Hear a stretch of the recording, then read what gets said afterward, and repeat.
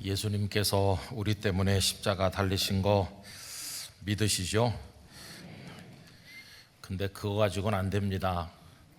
그거보다 조금 더 구체적으로 해야 되는데, 나 때문입니다, 이렇게 하셔야 합니다. 나 때문에 예수님 십자가 지셨다. 이거를 진지하게 고백할 수 있어야 됩니다. 오늘 우리 영락교회 3부 예배 사순절 첫 주일인데요, 함께 예배하는 모든 분들에게 하나님의 은혜를 기원합니다. 사순절이기 때문이 아니라 우리 더욱더 주님을 사랑하고 주님을 닮아가기 위해서 깊이 기도하는 성도들 꼭 되시기를 바랍니다. 주보에 보시면 참여할 일도 많고 기도하셔야 될 일도 많습니다. 오늘의 오후 찬양 예배 시간에는 우리 재직들 부흥회가 있습니다. 우리 영락교회를 든든한 교회로 세우기 위해서 재직들은 한 분도 빠짐없이 오셔서 목사님의 말씀을 통해 하나님을 섬기는 직분자가 된 것에 대한 결단을 가지시기를 바라고, 또 간주로 나눠드린 이제 전도 폭발 훈련도 있고요, 이제 곧 시작하게 될 제자 양육부 훈련 프로그램들도 있고, 또 선교 훈련도 시작이 되고, 그리고 주일 소그룹이 또 시작을 하고, 다양하게 많이 시작되니까 여러분, 믿음의 성장은 가만히 있어서는 절대로 이루어지지 않습니다. 사모하는 마음으로 노력도 하고 기도해야 돼요. 그러니까 여러분들이 꼭 참여하셔서 우리 신앙의 성숙을 위해서 함께 해 주시기를 바랍니다. 그리고 또 주보에 나와 있는데, 돌아오는 화요일 날 오후 2시에는 여의도 순복음교회에서 희망의 대한민국을 위한 연합 기도회가 열립니다.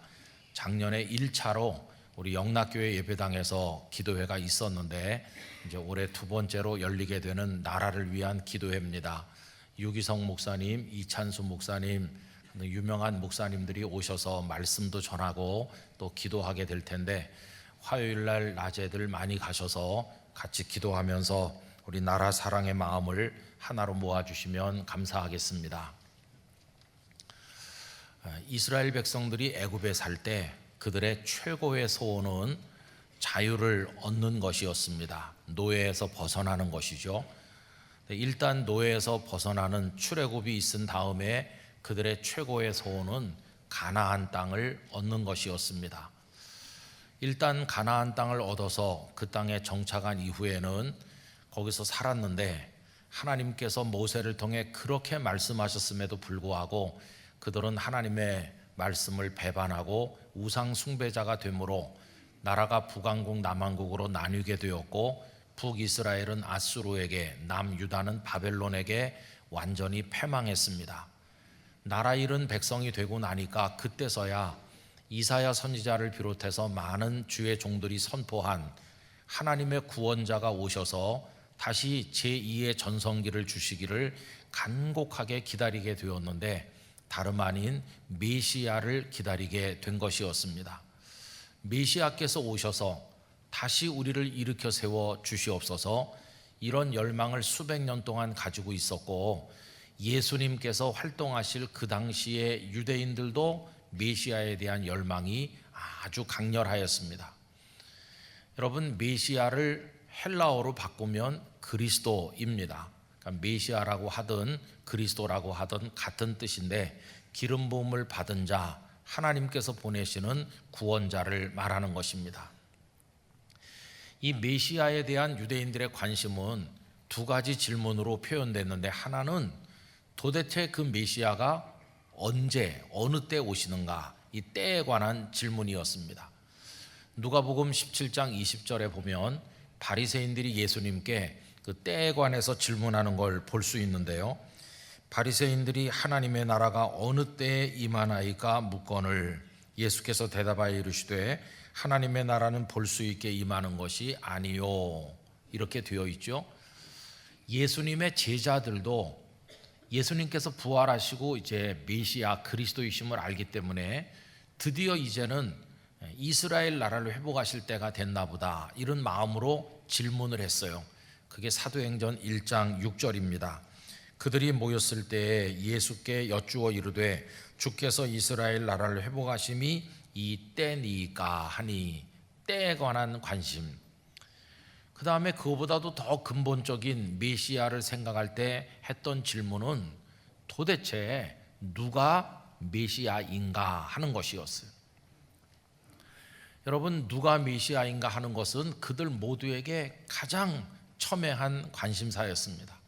사도행전 5장에 보면 사도 바울의 스승인 가말리엘이 사내들인 공회 석상에서 두 사람의 이름을 언급하는 걸 보게 되는데, 한 사람은 드다였습니다.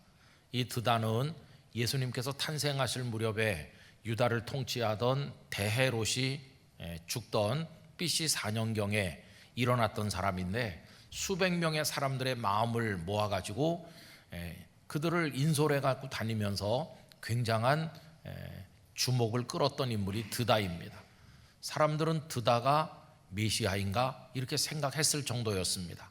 그러나 얼마 안 가서 그의 세력은 다 흩어졌기 때문에 그가 메시아일 거라고 생각했던 건 다 허사가 되고 말았습니다. 그로부터 여러 해가 지난 다음에 그 가말리엘이 언급한 두 번째 인물이 나타났는데, 갈릴리 출신의 유다라는 사람이었습니다. 이 사람은 AD 6년 수리아 지역의 총독인 구레뇨가 호적을 명령했을 때 사람들의 마음을 선동하였습니다. 호적을 하게 하는 목적은 우리에게 세금을 부과하기 위함인데, 우리가 왜 로마 당국에 세금을 내야 되겠느냐 하면서 그 뛰어난 웅변수를 통해서 무수한 사람들의 마음을 사로잡았는데, 결국 그의 폭동도 얼마 지나지 않아서 진압되고 그가 죽음으로써 그가 메시아인가 했던 기대 역시 물거품이 되고 말았습니다. 이 수리아의 총독인 구레뇨가 호적을 명한 것은 예수님 탄생할 무렵에 있었던 호적과는 구별되는 두 번째 호적이죠. 자, 이렇게 사람들의 관심을 끌었던 이들이 다 허망하게 사라지고 난 이후에 어느 날 유대 광야에 모든 유대인들의 마음을 뒤흔드는 인물이 등장했습니다.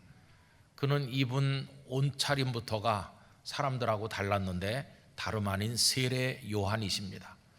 세례 요한은 예수님의 길잡이로 이 땅에 오신 분이었지만은 유대인들은 그의 탁월한 메시지와 강력한 영성 앞에 굴복하면서 그가 바로 메시아일 거라고 생각을 했고, 유대 지도자들조차도 그런 생각을 했었습니다.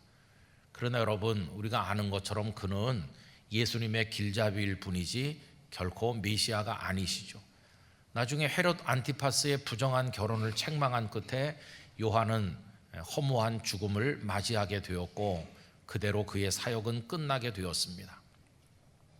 만약에 이들이 메시아 그리스도가 되었다면 드다 그리스도, 유다 그리스도 혹은 요한 그리스도가 되었겠죠.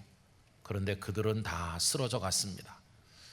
그리고 세례 요한을 뒤이어서 온 유대인들의 마음을 흔드는 분이 등장하셨죠. 다름 아닌 예수님이십니다. 예수님께서 처음에 나타나셨을 때 사람들은 별반 주목하지 않았습니다. 행색도 초라하고 같이 다니는 사람들 중에 주목할 만한 인물이 한 명도 없고, 들리는 얘기로는 나사렛 출신이라고 하는데 저 변방 갈릴리 시골에서 온 볼품없는 선생에 불과하다고 생각했습니다. 그런데 시간이 지나면서 그 예수님이 외치시는 말씀은 그들의 서기관이나 랍비와는 차원이 다른 생명의 진리임을 알게 되었을 때, 그분이 고치시고 귀신을 쫓아내시고 먹이시며 어려운 사람들을 품는 사랑의 스승이 되어주셨을 때 사람들의 귀가 열리고 눈이 뜨이기 시작하면서 한 사람 한 사람 예수님께서 그들이 그토록 기다리는 그리스도이심을 알아차리는 사람들이 나타나기 시작했습니다. 그리고 어떤 때는 예수님께서 직접 내가 그리스도다라고 말씀을 하시기도 했습니다. 예를 들면 요한복음 4장에 수가성 우물가에서 예수님을 만난 사마리아 여인의 이야기가 나오는데, 그녀와 예수님 사이의 긴 대화 끝에 예수님께서는 내가 그다 이렇게 말씀하신 대목이 있죠. 요한복음 4장 25절 26절입니다. 여자가 이르되 메시아 곧 그리스도라 하는 이가 오실 줄을 내가 아노니 그가 오시면 모든 것을 우리에게 알려주시리이다. 예수께서 이르시되 네게 말하는 내가 그라 하시니라. 내가 바로 그다. 내가 너희들이 기다리는 메시아 그리스도다. 이렇게 명확하게 말씀하시기도 했습니다. 자, 그러면 모든 걸 버려두고 예수님의 제자가 되어 따랐던 사람들은 어떻게 되었을까요? 아마 베드로를 비롯한 그 예수님의 제자들도 처음에는 탁월한 스승이시고 굉장한 능력이 있는 분이라는 걸 어렴풋이 알긴 알았지만 이분이 그리스도일 거라고 생각해서 따라다닌 것은 아니었을 것입니다. 그냥 여러 가지 기대를 가지고 따라 나선 것인데 1년을 지나고 2년을 지나고 예수님과 함께 자고 먹고 같이 살고 그분이 행하시는 걸 보고 그분이 외치시는 말씀을 들으면서 그들의 영혼이 깨어나기 시작하더니 드디어 어느 날 바로 우리가 모시고 있는 이분이 하나님께서 준비하셨고 구약 성경이 예언한 그 메시아 그리스도이시로구나 하는 것을 깨닫게 된 겁니다. 그들의 3년간의 제자 학교 과정이 거의 끝나갈 무렵 예수님은 그들을 빌립보 가이사랴 지방으로 데리고 가셨는데 그들에게 질문하셨죠. 너희들은 나를 누구라 하느냐? 그동안 나에게 보고 배운 게 많을 텐데 내가 누구라고 생각하느냐? 그때 베드로가 유명한 고백을 대답하지 않았습니까? 잘 아시지만 오늘 본문 15절 16절을 우리 함께 읽어보도록 하겠습니다. 이르시되 너희는 나를 누구라 하느냐? 시몬 베드로가 대답하여 이르되 주는 그리스도시요 살아계신 하나님의 아들이시니이다. 할렐루야. 여러분, 이 고백을 우리 성도님들도 분명하게 고백하시게 되는 줄 믿습니다. 여러분, 그렇습니다. 드다 그리스도, 유다 그리스도, 요한 그리스도인 게 아니라 예수님이 그리스도이십니다. 그래서 예수 그리스도라고 하는 것입니다. 여러분, 예수 그리스도라는 말은 가장 짧고 명확하고 능력 있는 신앙 고백입니다. 예수라는 이름은 그 당시 흔하던 사람의 이름인데 그 나사렛에서 나오신 그 목수였다고 알려진 그 예수가 우리가 그렇게 오랫동안 기다렸던 하나님의 아들, 우리의 구원자 그리스도이심을 나는 믿습니다. 이게 하나의 고백인데 그걸 줄여서 예수 그리스도가 된 것입니다. 그 누구도 그리스도가 아니요, 예수님이 그리스도이십니다. 그 예수 그리스도라고 하는 가장 짧지만 명확한 신앙 고백이 만들어지게 된 것이었습니다. 여러분, 제자들이 이 신앙을 고백했을 때 예수님께서는 무척 기뻐하셔서 바요나 시몬아 내가 복이 있도다 칭찬하셨습니다.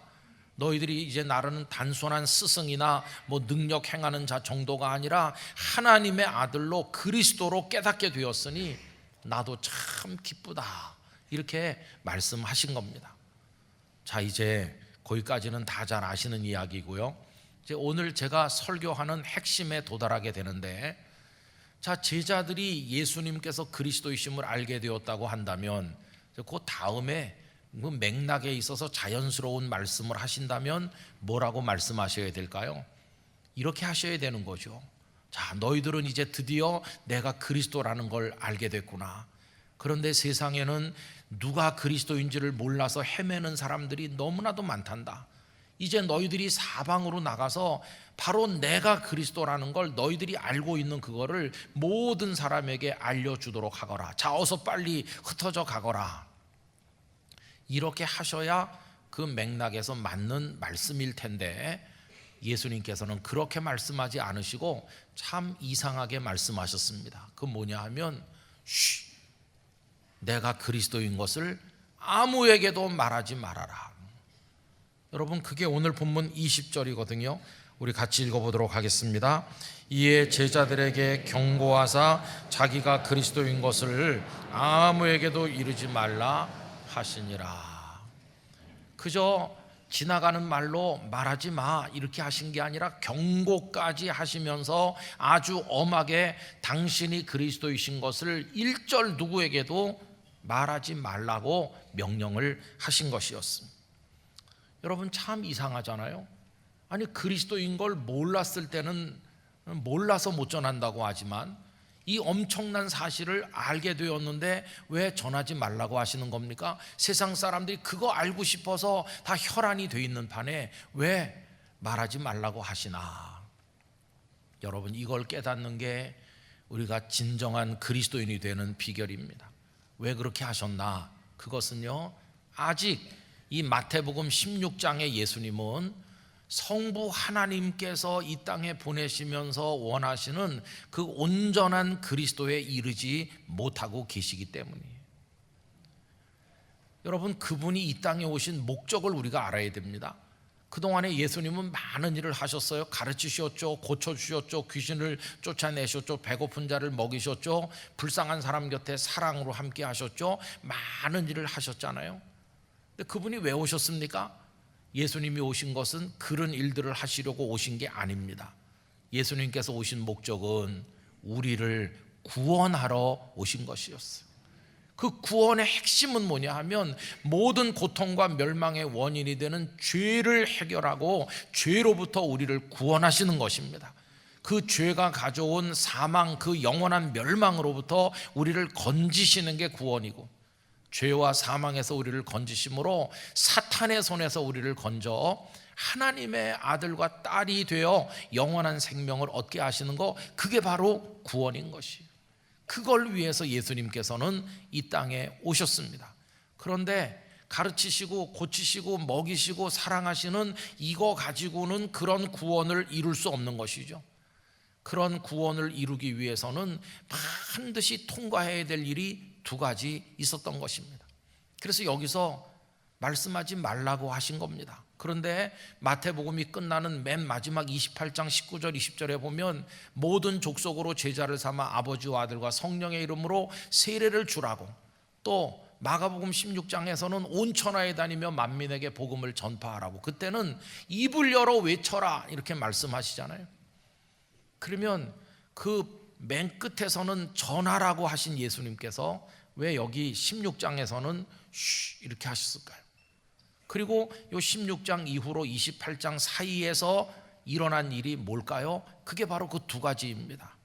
그 두 가지 중에 첫째, 십자가를 지신 것이고, 두 번째, 부활하신 것입니다.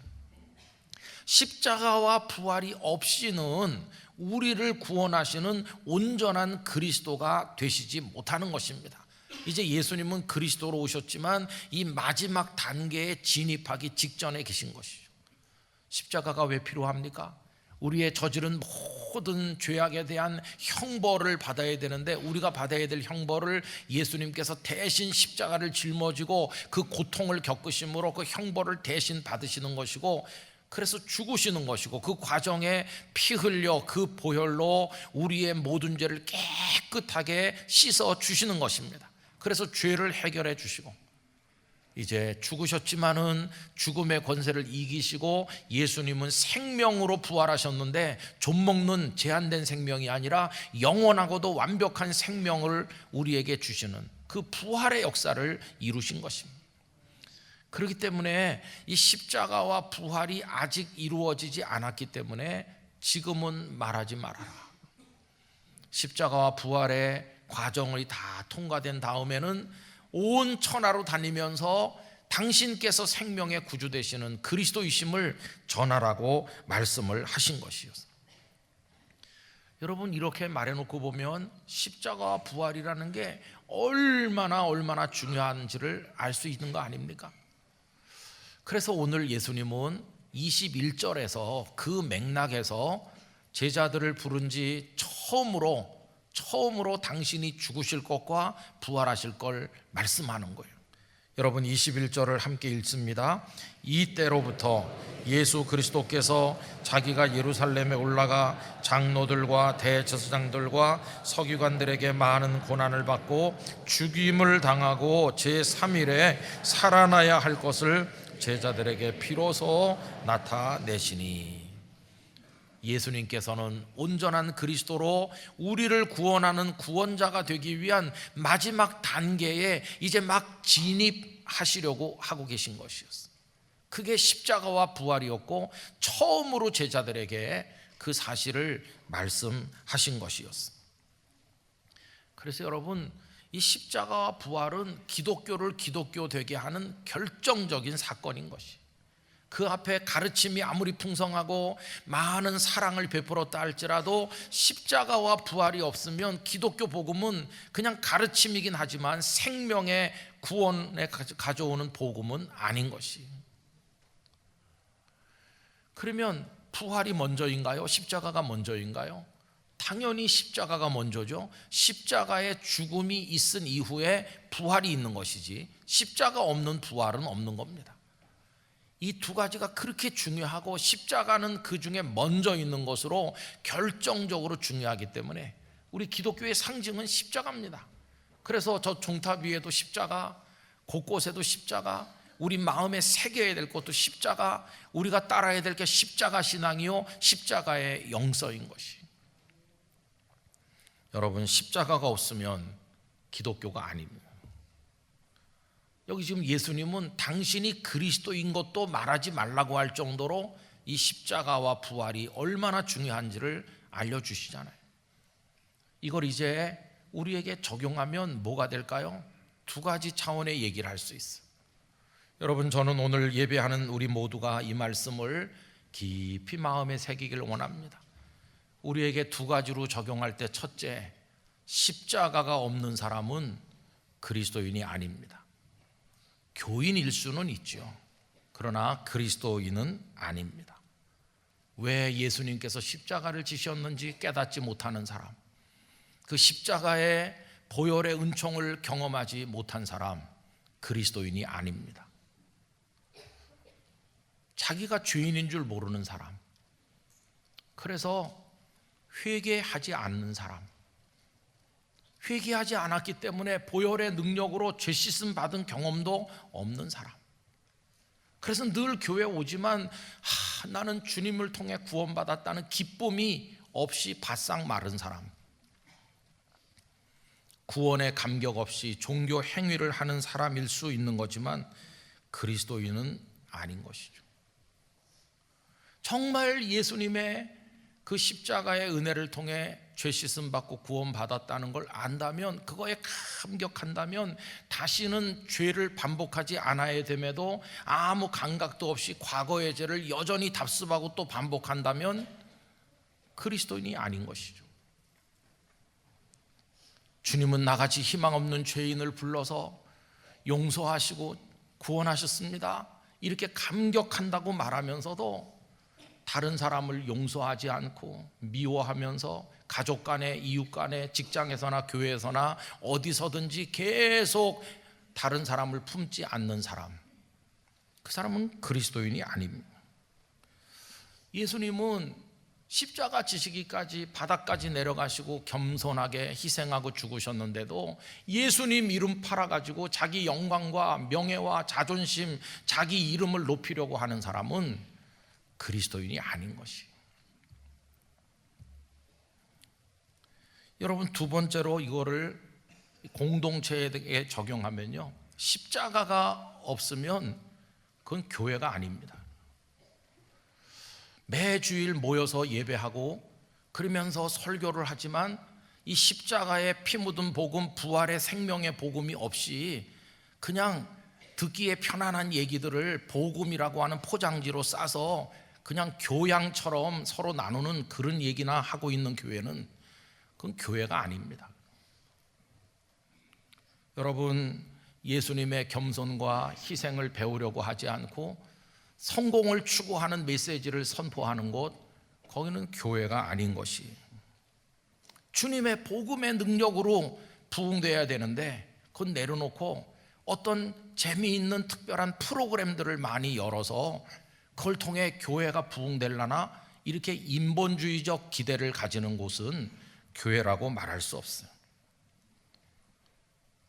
여러분, 진정한 교회는 십자가의 정신이 살아있어야 되는데, 십자가의 정신은 용서하고 사랑하는 건데 그거를 하지 못하고 자기의 주장을 펴고 자기 영광을 추구한다면 그런 교회가 아닌 것이. 주님이 얼마나 불쌍한 사람들 불쌍히 여겼는데 소자를 무시하고 작은 교회를 무시하면서 우리의 이익만 추구한다면 그것도 교회가 아닙니다. 주님의 십자가를 통해 구원받은 감격이 넘쳐서 봉사도 하고 구제도 해야 되는데 그 감격은 바싹 마른 채로 그냥 헌금 모아가지고 구제하고 봉사하는 거, 그건 사회 단체도 할 수 있는 일이기 때문에 교회라고 말하기 어려운 것이, 십자가의 정신 대신 교권을 추구하는 그런 교회, 그건 주님의 교회는 아닌 것이. 여러분, 예수님이 우리 위해서 십자가 지시고 부활하신 건 2000년 전이에요. 그리고 사도행전에 가보면 제자들은 다른 거 말하지 않았어요. 오로지 그 십자가와 부활만 얘기했어요. 그게 복음이고 에키스예요. 그게 기독교 신앙의 핵심인데 그동안 2000년이 흘러오는 동안에 요 에키스인 복음에 뭐가 많이 달라붙었어요. 불순물이, 아무 쓸데없는 것들이 너무 많이 달라붙어가지고 이거 2000년 동안 눈사람 굴리듯 굴려오는 동안에 그 복음의 핵심이 보이질 않게 됐어요. 기독교적이긴 한 것 같은데 기독교는 아닌 이상한 걸 추구하는 사람들이 너무 많아졌어요. 그래서 십자가 없는 교인도 많이 생기고 십자가 없는 교회도 많이 생겼다고 생각합니다.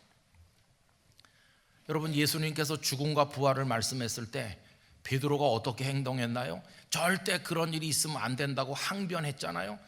베드로의 말대로 됐다면 십자가 없는 기독교가 생기는 거죠. 십자가 없는 기독교는 기독교가 아니죠. 그런데 불행하게도 오늘 십자가 없는 교인도 많고 십자가 없는 교회도 많이 있다고 생각합니다.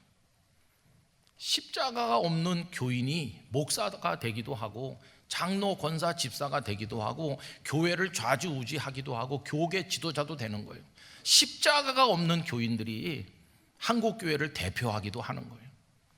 거기 무슨 생명의 역사가 나타날 수 있겠나, 우리는 생각을 해봐야 되는 거예요. 저는 오늘 사순절 첫 주일 예배를 드리는 이 산부에 오신 우리 성도님들이 다 십자가 그리스도인 되길 바랍니다. 십자가 신앙을 가지시길 바랍니다. 십자가의 영성으로 살아가시길 바랍니다. 십자가에 의해서 다스림을 받으시기를 바랍니다. 우리의 모든 언행심사가 십자가에 사로잡히기를 원하는 것입니다. 우리 영락교회가 십자가에 의해서 인도받는 교회가 되기를 소망합니다. 지난 2019년에 단체가 하나 만들어졌어요. 그 단체 이름이 한국기독교 교양협회라는 게 만들어졌어요. 여러분, 기독교가 교양입니까? 근데 이해는 돼요. 저도 그 모임을 만드는 거 반대하지도 않고 잘했다고 생각해요. 왜 그러냐 하면 그걸 만드신 분들은 다 기독교 학교, 기독교 대학에서 이제 학생들 가르치는 데 관련된 분들이 많으세요. 근데 기독교 대학에 신입생을 받아보면 중고등부에서 예수님을 믿다 온 애들이 몇 명 없거든요. 대부분이 다 그냥 넌 크리스찬이고 교회에 대해서 반감을 가졌어요. 그런 애들을 받아가지고 이제 예배도 드리고 뭐 이렇게 하려고 그러니까 다 잠이나 자고 신문이나 읽고 채플 시간에 설교도 듣지도 않고 그러잖아요. 그러니까 참 이게 어렵죠. 그러니까 얘들아, 예수님께서 우리 위해 죽으시고 부활 이렇게 하면은 아무도 안 들으니까 그 기독교 복음을 아이들의 귀가 열리도록 교양인 것처럼 별로 거부감 안 느끼게 부담 안 되게 전해주자, 그런 의도로 만들어졌다고 할 수 있어요.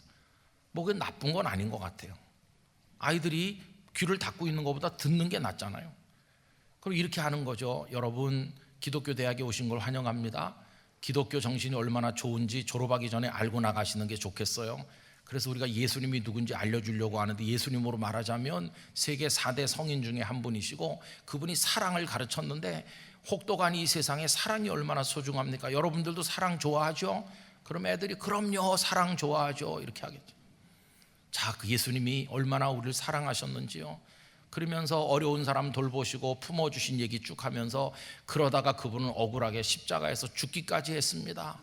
그러면 그 넌크리스찬 학생들도 예수님이 십자가에 죽었다는 정도는 알고 있거든요. 그렇죠. 근데 문제는 이제 거기까지는 괜찮은데, 그래서 기독교에 대해서 호감을 가지게 하는 건 좋은데 그 다음이 걱정인 거예요. 왜냐하면 나 기독교 좋아해요. 교회에 대해서 호감이 있어요. 호감이 구원받게 하는 건 아니잖아요. 아무리 교회를 좋아해도 그 호감이 구원을 가져오는 건 아니거든요. 그 다음 이야기를 해줘야 되는 거예요. 아무리 내가 기독교에 대해 호감이 있어요 이래도 예수님을 그 십자가와 부활을 믿지 않으면 구원에 이룰 수 없잖아요. 그러니까 기독교를 교양 수준에서만 전해가지고는 안 되는 거죠. 그걸 넘어서서 생명이 그리스도께 있고 그분의 십자가와 그 부활을 얘기해야 그걸 믿어야 구원받게 하는 거 아니겠어요? 그러니까 이런 모임의 동기와 목적을 찬성하긴 하지만 아쉬운 부분이 있잖아요. 그래서 우리가 학교 현장에 애쓰시는 분들을 위해 강한 기도의 뒷받침을 해야 되는 것이죠.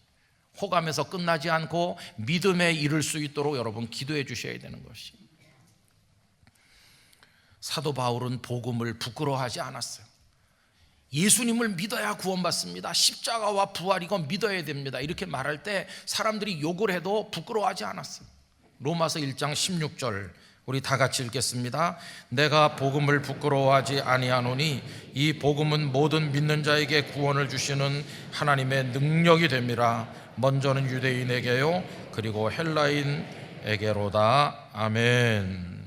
여러분, 우리 성도님들은 어디 가서나 십자가 부활의 복음을 부끄러워하지 말고 확실히 고백하고 믿으시기를 바랍니다. 십자가의 영성으로 살아가시기를 바랍니다. 십자가에 사로잡힌 성도 우리 영락교회가 돼야 되는 것이죠.